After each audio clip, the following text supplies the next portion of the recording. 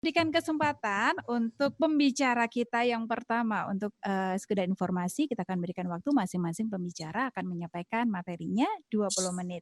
Saya perkenalkan dulu smart listeners dan juga semua teman-teman dan juga Bapak Ibu yang bergabung dengan kami. Untuk saat ini pembicara pertama kami adalah Bapak Tri Raharjo, SEMM, seorang brand researcher, speaker and entrepreneur.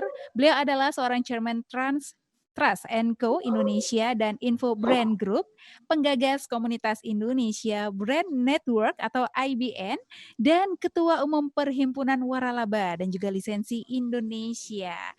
Di mana seorang entrepreneur muda yang sudah pengalaman lebih dari 14 tahun dalam mengelola bisnis dan telah menjadi narasumber di berbagai banyak sekali kesempatan, lebih dari 50.000 peserta seminar pun sudah pernah ini ya dihajar oleh Pak Tri Raharjo. Baiklah, kalau saya sebutkan satu persatu nih, mungkin pengalaman-pengalamannya pasti akan besok selesainya acara ini, seminar ini ya, yang pasti beliau ini benar-benar sudah sangat berkompeten sekali. Nah, silakan Pak Tri Raharjo untuk bisa menyampaikan atau memberikan informasi-informasi terkininya bagaimana sih tentang bisnis di era pandemik ini. Silakan Pak Tri. Oke, baik Mbak Ivana, saya siapkan materi dulu ya, smart Iya. listeners dan Iya, juga silakan Pak Tri. seluruh audiens. Oke, selamat sore smart listeners dan juga seluruh peserta Indonesia Brand Network e-Gathering pada sore kali ini. Mudah-mudahan kita dalam keadaan baik dan juga selalu terus semangat dalam menjalankan sebuah bisnis gitu ya. Tema yang kita angkat pada sore hari ini adalah surviving business around pandemic gitu ya. Tentunya kita tahu bahwa era sekarang merupakan era atau masa yang sulit buat para pelaku bisnis gitu ya. Tidak hanya UMKM tapi juga sampai skala bisnis yang besar gitu ya. Berdasarkan update terbaru Mbak Ivana dan juga audiens gitu ya, yang terpapar COVID ada 5.000 lebih. Ini tentunya sangat sedih ya buat kita semua ya. Jadi karena memang dampaknya cukup besar, tidak hanya berdampak terhadap manusia, tapi juga berdampak kepada para pelaku bisnis di Indonesia gitu. Saya kira ini sudah dirasakan bahkan beberapa pelaku bisnis sudah mulai merumahkan dan mem-PHK karyawan. Saya kira ini suatu hal yang baiknya memang kita harus coba hindari. Yang kedua adalah kita lihat ternyata ada 10 provinsi terbesar yang terkena dampak berdasarkan data dari pemerintah gitu ya. Pertama memang DKI Jakarta, sehingga DKI ini diterapkan PSBB gitu ya. Ketika diterapkan PSBB ini tentunya banyak orang yang stay di rumah gitu ya. Apa sih dampaknya buat para pelaku bisnis? Tentunya harus sangat pintar dalam mengelola dan pemasarannya. Nah, yang menjadi pertanyaan kapan sih COVID-19 ini berakhir gitu ya atau selesai. Bahkan meme-memenya banyak ada di sosial media gitu ya. Banyak ada di sosial media. Saya kira mudah-mudahan gitu ya kalau pandemi ini pemerintah membuat sampai 29 Mei untuk masa darurat COVID-19 ini, mudah-mudahan ya 29 Mei betul-betul sudah selesai kita harapkan. Bahkan kalau mau berharap lebih ya akhir April ini mudah-mudahan COVID-19 ini berakhir. Nah, apa dampak terhadap pelaku bisnis di Indonesia? Jadi kalau di bisnis itu kan selain ada danger juga ada opportunity. Jadi dangersnya apa? Ya pertama adalah tadi ada pemutusan hubungan kerja yang cukup tinggi. Update terbaru ada 1,6 juta yang sudah dirumahkan dan juga sudah terkena pemutusan hubungan kerja. Yang kedua adalah tentunya karena di Indonesia ini penyerapan tenaga kerja kebanyakan dari sektor UMKM 97% dan sektor UMKM salah satu juga yang terkena imbas gitu ya. Terkena imbas bahkan di asosiasi saya gitu ya Bapak Ibu terutama di bisnis-bisnis yang terkait dengan tidak dibolehkannya adanya social distancing, misalkan bisnis spa, bisnis salon gitu ya. Itu mereka sudah menutup kerainya sudah sekitar 3 mingguan yang lalu. Jadi mereka sudah pasti adanya COVID-19 ini sangat berdampak cukup besar terhadap para pelaku bisnis di Indonesia. Saya kira selain kita melihat dampaknya buat para pelaku bisnis juga harus ready. Apa sih opportunity yang kita bisa tangkap dari adanya COVID-19 ini. Jadi bukan hanya khawatir saja, tapi juga kita harus tetap survive, tetap hidup. Bagaimana supaya kita bisa tetap hidup, tentunya kita harus menangkap suatu opportunity gitu ya. Nah, kalau saya melihat Bapak Ibu berdasarkan pemberitaan gitu ya, ternyata banyak sekali perusahaan-perusahaan yang melakukan strategi bahkan beberapa perusahaan yang tadinya menjual kosmetik sekarang menjual hand sanitizer karena memang produk hand sanitizer sekarang lagi dibutuhkan oleh masyarakat di Indonesia. Nah, ini adalah salah satu terobosan yang dilakukan. Nah, yang kedua adalah biasanya juga mereka membuat suatu masker gitu ya, karena sekarang keluar rumah sudah diwajibkan menggunakan masker. Bahkan kalau lihat di pemberitaan pabrik Lamborghini pun gitu ya, fasilitas produksi mobilnya dirubah menjadi pabrik masker. Saya kira ini suatu hal yang boleh dibilang out of the box gitu ya, banget di luar kotak gitu ya. Jadi sudah banting setir gitu ya. Nah, ini yang dilakukan juga. Dan ada juga pakaian dalam gitu ya, juga menjual produk-produk masker gitu ya. Tidak hanya sampai di sini, bahkan di Jepang gitu ya, pabrik TV Sharp juga membuat masker. Saya kira ini pembelajaran bisnis yang sangat menarik. Jadi ketika era pandemi seperti ini, orientasi terhadap pasar ternyata digarap serius oleh para pelaku brand di Indonesia.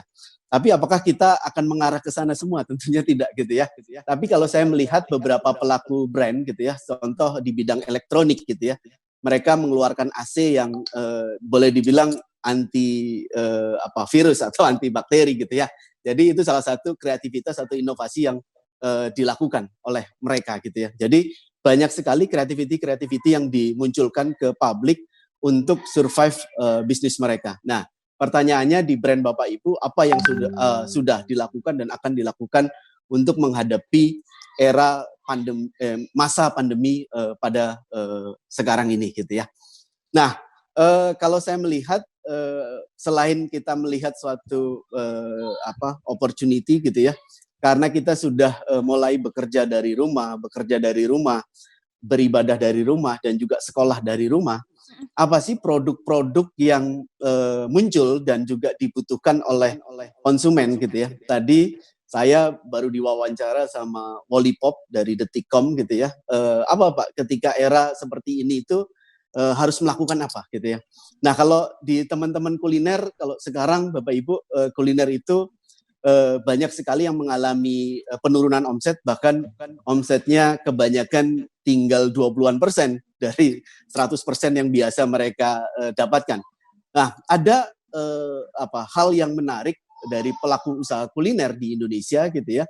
Selain satu omset turun, juga bahan baku juga mengalami kenaikan, sehingga sudah pasti secara profit mereka tergerus atau bahkan minus gitu ya, bahkan minus. Nah, mereka melakukan suatu terobosan karena kebanyakan konsumen berada di rumah, mereka menciptakan produk ready to cook dan juga ready to eat dan juga produk frozen. Jadi itu salah satu strategi yang dijalankan. Salah satunya adalah Hasana Food juga mengeluarkan konsep semacam ini. Jadi dalam hal pemasaran mereka menggandeng gitu ya. Jadi mereka menggandeng karena banyaknya PHK di Indonesia, sudah pasti mereka juga mau survive dan opportunity yang murah atau dengan investasi kecil itu akan bertumbuh, akan berkembang karena banyak orang yang membutuhkan income dengan cepat dengan modal yang tidak terlalu besar. Saya kira ini salah satu terobosan yang bisa dilakukan. Nah, produk-produk kesehatan sudah pasti gitu ya. Tadi juga sudah disampaikan gitu ya. Produk masker, hand sanitizer, APD dan lain sebagainya, saya kira ini pertumbuhannya sangat baik. Kalau saya melihat di sektor bahan pokok atau kebutuhan pokok di minimarket, di supermarket gitu ya, selalu ramai bahkan. Kalau saya dekat rumah saya datang ke supermarketnya di Aeon gitu ya, selalu dipadati oleh pengunjung. Artinya apa? Produk-produk kebutuhan pokok, consumer good relatif masih demand-nya tinggi gitu ya, demand-nya tinggi. Nah, tapi di sektor lain sudah pasti beberapa sektor industri mengalami penurunan yang cukup signifikan. Itu yang terjadi di lapangan. Nah, sektor yang berpotensi bertumbuh adalah e-commerce. Ketika bisnis offline sepi, sudah pasti mereka mencari pasar baru atau mencari peluang baru atau mencari channel pemasaran baru, sehingga e-commerce saya kira ini akan bertumbuh. Nah, peserta di sini juga ada dari Blibli gitu ya, dari Blibli hadir gitu, Mbak Ivana. Saya kira pertumbuhan e-commerce akan mengalami pertumbuhan karena ibu-ibu, bapak-bapak atau anaknya gitu ya mencari kebutuhan produk yang mereka salah satunya adalah melalui e-commerce gitu ya, melalui e-commerce. Dan yang tidak kalah menarik adalah video conference seperti Zoom semacam ini gitu ya. Karena ternyata banyak sekali orang yang menggunakan sarana video conference. Kalau kemarin kita belum terbiasa gitu ya, menggunakan video conference ya, Mbak Ivana. Betul. Sekarang sepertinya mau tidak mau dan menjadi media yang paling efektif ya, Pak Tri. Ya? Betul, media yang sangat efektif untuk meeting, untuk seminar semacam ini, atau bahkan mungkin bisa jadi untuk prospek, untuk prospek calon konsumennya, bisa jadi gitu ya. Nah, ini menjadi suatu hal yang menarik. Bahkan berdasarkan salah satu perusahaan survei melakukan suatu penelitian yang dirilis ke Infobrand, dari 500 sekian responden, Mbak Ivana, ada 87,1 mereka dalam 1 minggu terakhir ini berbelanja melalui online. Saya kira online marketing harus dijalankan oleh para pelaku bisnis di Indonesia. Internet provider saya kira juga akan mengalami pertumbuhan, Mbak Ivana, karena mau tidak karena mau gini, masyarakat kalau akan menggunakannya sekarang. Menggunakan, betul. Betul sekali. Menggunakan internet gitu. Nah, jadi ayahnya, ibunya, anaknya, bahkan mbak di rumah, saya kira mereka juga menggunakan internet karena mengurangi rasa boring, mengurangi rasa bosan di rumah gitu ya. Betul, dan mereka cari menjawab banyak hal sekarang ini, Pak Tri. Betul. Mereka hiburan juga dari rumah ya, Mbak Ivana ya. Yes. Betul. Selanjutnya adalah jasa delivery gitu ya. Meskipun kita di rumah, ternyata orang memesan suatu produk melalui internet gitu ya, atau melalui aplikasi dan lain sebagainya, sehingga orangnya tidak berbelanja tapi barangnya hadir gitu ya. Saya kira jasa delivery akan bertumbuh juga. Nah, itu. Nah, selanjutnya adalah aplikasi pendidikan menurut saya. Jadi beberapa aplikasi pendidikan juga mengalami pertumbuhan karena diberlakukannya sekolah dari rumah. Jadi bapak ibunya dampingin anaknya untuk mengoperasikan bahkan gitu ya, termasuk saya. Nah, itu saya kira bapak ibu juga dituntut harus lebih cerdas lagi dan melek teknologi juga nih, Pak ya, di kondisi kayak gini ya. Terkadang memang kadang-kadang kita dipaksa untuk lebih cerdas di kondisi-kondisi tertentu nih. Betul. Saya kira sekarang memang kita dalam tanda kutip dipaksa digital gitu ya, dipaksa digital, dipaksa online. Jadi ini yang ketika tren perubahan terjadi gitu ya, ya ini adalah orang bilang kenormalan baru gitu ya. Jadi sudah menjadi normal gitu. Yang kemarin kita tidak familiar, tidak biasa, lama-lama biasa gitu ya. Lama-lama terbiasa. Nah, selanjutnya adalah digital ya, Pak Tri. Betul. Mendadak digital. Mendadak digital, betul Pak Gancar, mendadak digital.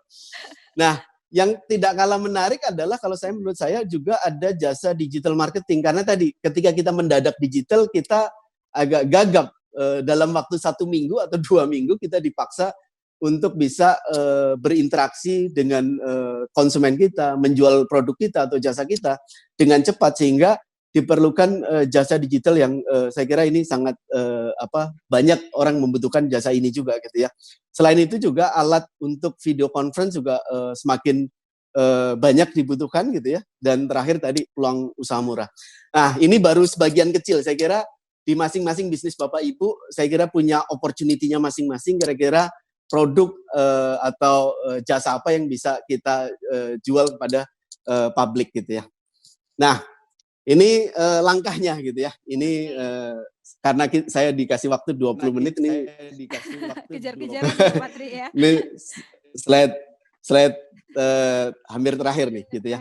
Pertama, Bapak Ibu, saya menyingkatnya adalah 6 langkah corona hadapi pandemi gitu ya. Nah, jadi saya coba memudahkan gitu ya. Nah, pertama adalah C. C-nya apa? C-nya adalah cash is king. Jadi era seperti ini, sebentar, agak mendengung. Halo? Iya. Oke, era Siap. seperti ini saya kira cash sangat penting buat Bapak Ibu sekalian. Jadi orientasikan pemasaran kita orientasinya adalah ke cash income gitu. Saya kira karena ketika situasi seperti ini bukannya kebanyakan orang melockdown dompetnya gitu ya, melockdown dompetnya. Sehingga kita harus betul-betul pintar gitu ya, harus betul-betul pintar. Sehingga cash is king. Cutting budget yang tidak perlu gitu ya. Juga kalau kita terjadi loss gitu, saya kira harus cutting loss. Nah, itu yang harus dilakukan. Cash is king. Sehingga karena kalau kita tidak melakukan ini sudah pasti akan berdarah-darah gitu ya. Nah, yang kedua adalah online marketing. Nah, online marketing saya kira menjadi suatu hal yang mutlak untuk kita jalankan gitu ya. Baik melalui marketplace, melalui social media, melalui search engine gitu ya, atau bahkan beberapa pelaku membuat tim digital atau salesman digital untuk memasarkan produknya. Jadi dengan menggunakan WhatsApp, dengan menggunakan sarana chat yang lain, mereka tetap bisa berkontribusi terhadap income dari perusahaan mereka. Yang tidak kalah penting ketika era seperti ini juga adalah saya melihat banyak pelaku brand di Indonesia melakukan kegiatan CSR, Mbak Ivana. Jadi mereka melakukan kegiatan CSR karena masyarakat di Indonesia boleh dibilang sangat baik gitu ya, dan juga perusahaan-perusahaan juga mendonasikan programnya ke berbagai yang membutuhkan gitu ya. Itu yang dilakukan oleh para pelaku brand di Indonesia. Yang ketiga adalah COR, R-nya adalah result orientasi. Walaupun kita bekerja dari rumah gitu ya, tetap target harus jalan. Tetap supaya achieve target. Bagaimana supaya achieve target? Tentunya dengan adanya teknologi kita bisa pantau, bisa kontrol tim kita supaya menghasilkan result sesuai yang kita harapkan. Nah, yang keempat adalah market orientation. Jadi ketika bisnis terjadi penurunan gitu ya, ketika bisnis mengalami decline atau bahkan negatif gitu ya, saya kira kita harus berorientasi terhadap market. Nah, dari produk atau jasa yang kita jual, kira-kira apa yang berpotensi untuk kita kembangkan di masa COVID ini. Karena kalau beberapa pelaku bilang, ya mereka mempreparekan minimal sampai Juni. Jadi April, Mei, Juni pastikan bahwa betul-betul harus ekstra di 3 bulan ini. Mudah-mudahan setelah Juni kita membaik kembali gitu ya. Jadi di lagi ya Pak Tria setelah Juni ya, mudah-mudahan ya. Kalau bisa betul. Sebelumnya. Nah, kalau bisa lebih cepat lebih baik gitu ya. Mudah-mudahan lebih cepat lebih baik, Mei atau Juni mudah-mudahan sudah membaik gitu ya. Yang kita harapkan.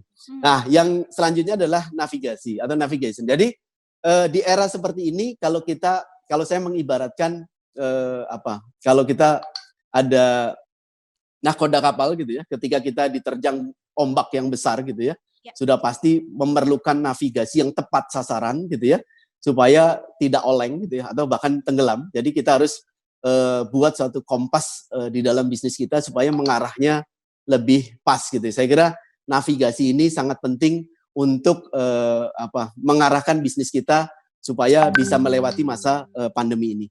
Dan yang tidak kalah menarik adalah action and speed. Kenapa? Karena era seperti ini tuh ketika kita membuat suatu program tertentu belum tentu diterima oleh pasar gitu ya, sehingga kecepatan kita adaptasi, kecepatan kita melakukan action itu dibutuhkan di masa pandemi ini, Mbak Ivana dan audiens gitu ya. Jadi kalau disingkat adalah corona gitu.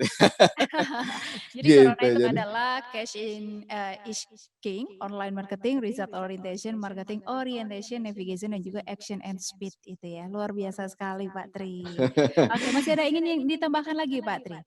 Nah, terakhir saya kira kita pun tetap walaupun di masa pandemi seperti ini, biasanya kita harus hitung betul biasanya teman-teman di keuangan saya kira sangat lumayan ekstra gitu ya. Bagaimana membuat budget yang tepat gitu ya, dan supaya tetap surplus gitu ya, atau minimal impas gitu ya, supaya tidak negatif. Saya kira tetap di masa COVID ini setiap kesulitan pasti ada kemudahan. Kita harapkan. Oke. Itu Mbak Amin. Ivana. Badai pasti Terima. berlalu ya Pak Tri ya. Badai pasti berlalu. Baiklah, jadi intinya nih sedikit ya Pak Tri ya, ternyata memang Ya, dalam kondisi sesulit apapun termasuk dalam kondisi pandemi corona ini pun sebenarnya mungkin banyak hal yang sedang lesu, yang sedang letih, yang sedang turun semuanya. Tapi ternyata pintar-pintar kita juga untuk bisa mencium peluang-peluang baru, termasuk apa sih yang bisa tetap kita bisniskan gitu ya Pak Tri ya. betul, betul. Baiklah, terima kasih Pak Tri.